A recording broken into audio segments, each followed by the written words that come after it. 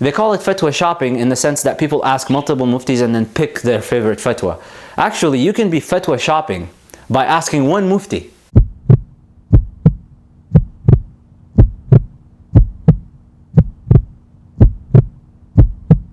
Assalamu alaikum.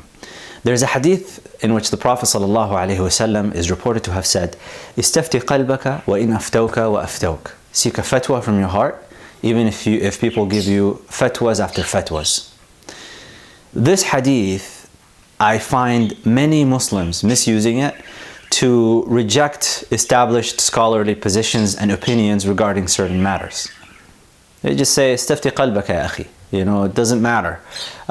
If the scholar says something that goes against what my heart says, of course nobody really gets to the definition of what the heart is and what this hadith is really talking about.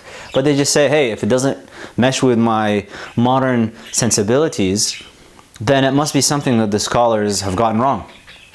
And so I have an authorization from the Prophet ﷺ in an authentic hadith that I can reject these things. Well, that's not what the hadith is saying. If you, the hadith, all the Prophet ﷺ's hadith are because he was given jawami'ul kalim, he was given the all-encompassing speech. And there are hadiths like, Ya Aba Umair ma fa'ala al-Nughayr, like that hadith, O Abu Umair, which is this young boy who had his little bird die. I believe it was Imam al-Shafi'i, stayed up all night and he found himself deriving 300 lessons from that hadith because the Prophet ﷺ was given the all-encompassing speech. So there are multiple dimensions to every hadith that you can delve into and derive lessons from. Istafti qalbaka does not, it's not, one of the dimensions is not, or it is not one of the dimensions of the hadith for you to reject what the scholars are saying. This is a type of twisting the text to appeal to your own ego, your hawa, whatever you want it to say. But one of the dimensions that you can take this hadith in is before you ask for a fatwa, because a lot of the times a fatwa can be directed by the way you phrase your question. You can phrase your question in such a way that drives the mufti to answering. And muftis are also human beings, and they go and they have degrees of insightfulness and intelligence and catching on.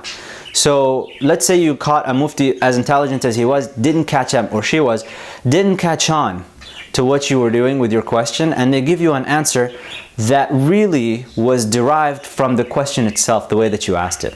Whenever you go ask a mufti, they will usually ask you follow-up questions because they want to gather the context and understand the context of the question. But if they miss a question that's quite relevant and pertinent because the way you phrase the question did not really trigger them to ask a relevant question, maybe you got the fatwa that you were shopping for. So the Prophet ﷺ is saying, Istafti qalbak. One dimension for us to get from this hadith is, before you ask the question, take a second and step back and ask yourself a more important question than the question you're asking the mufti, which is, why am I asking this in the first place? What am I trying to achieve? What am I trying to get to? I get questions sometimes from people where they have ethical dimensions to them. And they relate to multiple subjects. It could be business interactions, getting into business deals, or pursuing a particular educational field, or acting in a particular way, or whatever the case may be. I tend to never answer these questions in the first place because I'm not a mufti. But I find the questions very interesting because they reveal something about the human psyche, the human subconscious.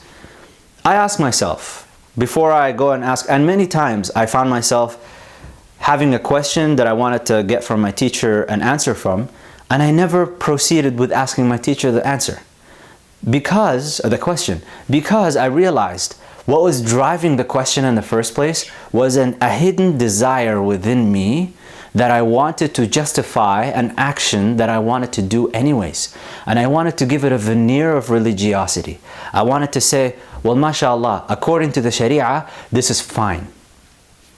So I didn't give a specific example here because I have enough people that I know in my life that watch these videos, and I don't want anybody to think I'm talking about them. But I also get questions from you guys across the internet, Facebook, Twitter, emails, where I don't want you to think I'm talking about you, because this video is addressed to everybody, myself included. Before you ask a question from your sheikh or from a mufti, before you go, they call it fatwa shopping in the sense that people ask multiple muftis and then pick their favorite fatwa.